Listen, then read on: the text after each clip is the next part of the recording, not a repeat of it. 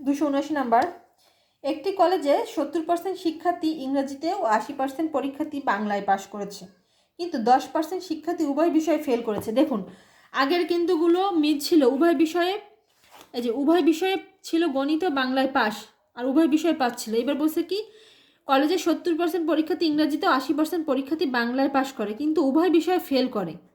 দেখুন একটু লক্ষ্য করে দেখুন, যদি উভয় বিষয়ে 300 জন পরীক্ষার্থী পাশ করে তবে ওই কলেজে কতজন শিক্ষার্থী পরীক্ষা দিয়েছে। তাহলে লিখতে পারি আমরা যে শুধু ইংরেজিতে ফেল করে, যেহেতু ফেল লিখবো কেন, এবার ফেল বের করবো কেন, দেখুন আমাদের বলছে কি 10% শিক্ষার্থী উভয় বিষয়ে ফেল করে। এই উভয়টা আপনাকে খেয়াল রাখবেন, উভয় পাশ করে না ফেল করে। এখানে ফেল করা দেওয়া আছে, তাহলে আমরা সবটা কিন্তু ফেলে কনভার্ট করব। আগেরটা কনভার্ট করিনি কেন, আগেরটা দেখুন এই যে 80% গণিতে ও 70% বাংলায় পাশ করলো, পাশ ছিল কিন্তু, আর বলছে কি উভয় বিষয়ে পাশ করলো, উভয় বিষয়ে পাশ দেওয়া আছে, এই জন্য কিছু আমাদের কিন্তু কনভার্ট করা লাগে না।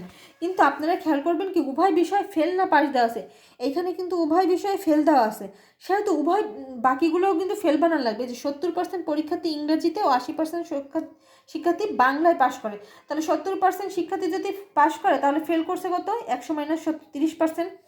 আবার বাংলায় ফেল করে কত, এই যে 80% বাংলায় পাশ করে, তাহলে ফেল করে কত, 20%। এবার দেখুন যেটা করতে হবে, প্রথমে বলছিলাম 100 উভয় বিষয়ে পাশ করে, উভয় বিষয়ে পাশ করে 100 মাইনাস দিতে হবে মাইনাস। এবার বলছে কি 30 প্লাস 20, আমরা ফেল করা কিন্তু নিছি, উভয় বিষয়ে ফেল আছে সেগুলো কিন্তু ফেলে কনভার্ট করছি, সেই জন্য এই যে 30 প্লাস হচ্ছে 20, 30 প্লাস 20 মাইনাস দিব উভয় বিষয়, এই যে উভয় বিষয় হচ্ছে 10%, মাইনাস 10 কত আসতেছে 60%, প্লাস মাইনাস করলে কত আসবে 60%। এবার বলছে কি দেখুন উভয় বিষয়ে 300 জন পরীক্ষার্থী পাশ করে, তাহলে আমরা লিখতে পারি যে উভয় বিষয়ে পাশ করে 300 জন দেওয়া আছে, উভয় বিষয়ে 300 জন পরীক্ষার্থী পাশ করে, তাহলে এই 60%ও কিন্তু উভয় বিষয়ে পাশ করে, তাহলে আমরা লিখতে পারি 60% সমান সমান 300, 1% সমান সমান, আর বলছে কি তবে ওই কলেজে কতজন পরীক্ষার্থী পরীক্ষা দিয়েছে, অবশ্যই এটা আমরা 100% ধরে নিব যে 100% পরীক্ষার্থী পরীক্ষা দিয়েছে, 100% গুণ হবে, কাটাকাটি করলে কত আসতেছে, এই দেখুন 0 কেটে দিলাম, 5 7 30, 5 গুণ 100, 500। একেবারে সহজ, শুধু আপনাদের একটু খেয়াল রাখতে হবে যে এখানে বলছে 10% শিক্ষার্থী উভয় বিষয়ে ফেল, আর এখানে দেওয়া রয়েছে কি 70% শিক্ষার্থী ইংরেজিতে ও 80% শিক্ষার্থীতে বাংলায় পাশ করে। তাহলে লেখার কিন্তু দরকার হয় না, আমাদের ফেলে কনভার্ট করে নিতে হবে, কারণ আমাদের এই যে উভয় বিষয়ে ফেল করে ফেল বানাতে হবে। তাহলে 70% পাশ করলে 100 মাইনাস 70, 30% ফেল, আবার 80% পাশ করলে 100 মাইনাস 80, 20% হচ্ছে ফেল। তাহলে আমরা যদি এরপরে এইটুকু করার দরকার নাই, এবারে 100 মাইনাস 30 প্লাস 20, প্রথমে দুইটা হচ্ছে 20 দিতে হবে কারণ ইংরেজি ও গণিতে, 30 প্লাস 20 মাইনাস হচ্ছে উভয় বিষয়, যদি লিখে এইভাবে তাহলে কিন্তু 60% আসবে, উভয় বিষয় পাস বের হলো আমাদের। আর বলছে কি উভয় বিষয় 300 জন পরীক্ষার্থী পাশ করে, তাহলে 60% সমান সমান 300, এইটা কিন্তু পাস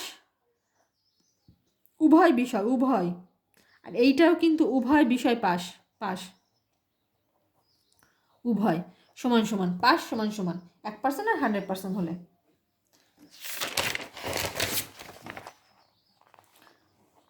আচ্ছা 280 নম্বর, বার্ষিক পরীক্ষায় একটি শ্রেণীতে 80% ছাত্রছাত্রী ইংরেজিতে পাশ করে, 85% ছাত্রছাত্রী গণিতে পাশ করে এবং 85% ছাত্রছাত্রী উভয় বিষয়ে পাশ করে। দেখুন আমাদের কিন্তু আর বানানো লাগতেছে না, এই যে পাশ করে উভয় বিষয়ে পাশ, তাহলে আমরা খেয়াল করবো উভয় বিষয়ে পাশ করে আমাদেরটা পাশে বানায় নিতে হবে, ইংরাজি প্লাস হচ্ছে গণিত, ইংরাজি গণিত বাংলা অঙ্ক ম্যাথ যেটা থাক না কেন সবগুলো কিন্তু পাশে কনভার্ট করে নিতে হবে, কারণ উভয় বিষয় পাশ বলছে, তাহলে আমরা বাকিগুলো উভয় বিষয় পাশে কনভার্ট করে নিব।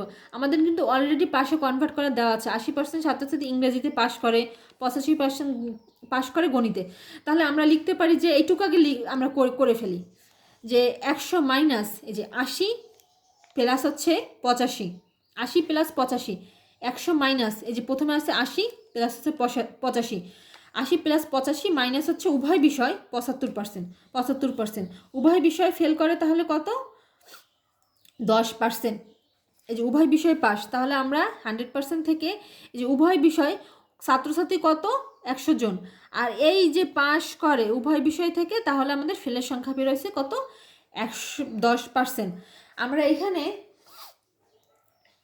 এইটুকু বুঝতে হবে যে উভয় বিষয়ে পাশ করে, তাহলে পাশে নিতে হবে সবগুলো পাস, পাশে আমাদের দেওয়া রয়েছে, যদি বলতো উভয় বিষয়ে ফেল করে তাহলে কিন্তু আমরা গত যে এর আগে যে অঙ্কটা করছিলাম ফেলে কনভার্ট করে নিতাম। তাহলে ফেল করে কত বলুন তো? 80% পাস করলে ফেল করে কত? 80 মাইনাস 20, 80 মাইনাস 100, 20%।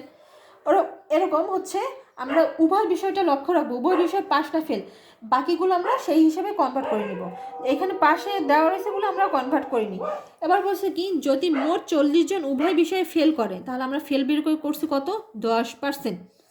এই দেখুন, এই যে 80 প্লাস 85, এই দুইটা বিষয়ে পাস মাইনাস হচ্ছে উভয় বিষয়ে পাস, তাহলে মোট পাস কত সেটা বের হয়েছে।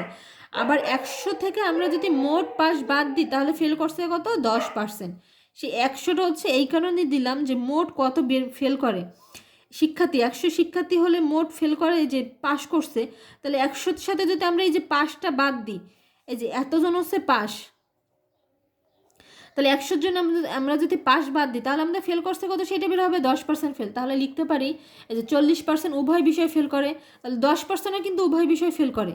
তাহলে আমরা লিখতে পারি এই যে উভয় বিষয়ে ফেল করে 10%।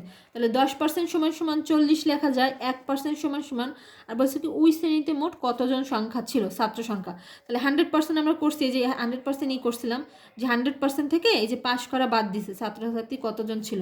তাহলে 100% সমান সমান 10% যদি 10% সমান সমান 40, 1% কম হবে, কম হওয়ার জন্য 40/10, আর 100% মানে বেশি হবে, তাহলে কত আসতেছে? 10 10 100, তাহলে 40 গুণ 10, 400 জন। তাহলে ওই শ্রেণীতে মোট ছাত্রছাত্রী কত? 400 জন। 400 জন হবে উত্তর।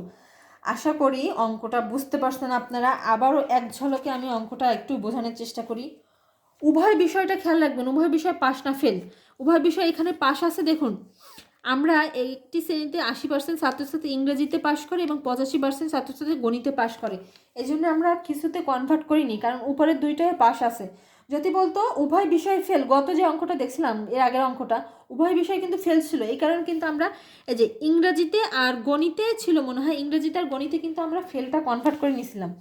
মানে মোট ফেল থেকে মোট শিক্ষার্থী বাদ দিলে মোট পাস বের হবে। আমাদের আরেকটা দেখে বুঝতে পারেন যে 24 জন উভয় বিষয় ফেল করে, তাহলে ফেল করে কত সেটা আমরা বের করব, কত পার্সেন্ট ফেল করে।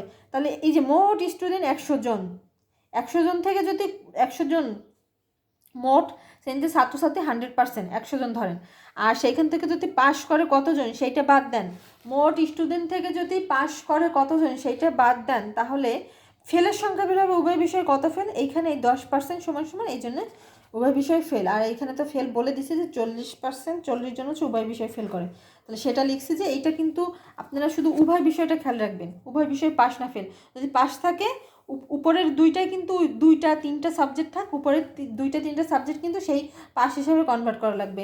আর যদি এই টাইপ ওই যে আগের নিয়মটা অঙ্কে থাকতো যে ফেল, যে উভয় বিষয়ে ফেল, আর উপরে কিন্তু ওই যে 70% ইংরাজিতে ও 80% বাংলায় পাস করে, এটা কিন্তু আমরা ফেলে কনভার্ট করে নিয়েছিলাম। যে 70% পাস করে, এই যে উভয় শুধু ইংরেজিতে ফেল করে আর বাংলায় ফেল করে, ফেলে কনভার্ট করে নিয়েছিলাম, কারণ কি উভয় বিষয়ে ফেল দেওয়া ছিল তাই। আশা করি এই যে শতকরা আজকে এই নিয়মটা করাই শেষ। নেক্সট ক্লাসে আমরা লাভ ক্ষতির অঙ্ক করব। আর আশা করি এই যে 280 নাম্বার পর্যন্ত যে অঙ্কগুলো করা হয়েছে, শতকরা কিন্তু অনেক অঙ্ক করা হয়েছে, 280 নাম্বার পর্যন্ত চলে আসছে। তার মধ্যে কয়েকটা নিয়ম হচ্ছে মানে একই টাইপের অঙ্কগুলো আমি করাইনি সময় স্বল্পতার কারণে, কিন্তু প্রায় মনে করেন যে আপনার 250টা অঙ্ক তো করা হয়েছেই শতকরার উপর, আমি নিজে করাই দিছি। এই যে খাতার এই পর্যন্ত দেখুন শতকরা, এই যে শতকরা এতগুলো অঙ্ক কিন্তু করা হয়েছে শুধু শতকরার উপরে, এতগুলো অঙ্ক প্রায় 250টা অঙ্ক করা হয়েছে। এই ভিতরে কিন্তু শতকরা যাবতীয় নিয়ম দেওয়া রয়েছে। আশা করি আপনারা এই অঙ্কগুলো যদি একটু ভিডিও দেখে বারবার ভিডিও দেখে করার চেষ্টা করুন, আর না কোনো কিছুতে যদি বুঝতে না পারেন তাহলে কমেন্ট করবেন, আমি কিন্তু করিয়ে দেওয়ার চেষ্টা করব। আর নেক্সট ক্লাসে লাভ ক্ষতির অঙ্ক করব। শতকরা নিয়ম এই পর্যন্তই। ঠিক আছে, আল্লাহ হাফেজ, সবাই ভালো থাকবেন।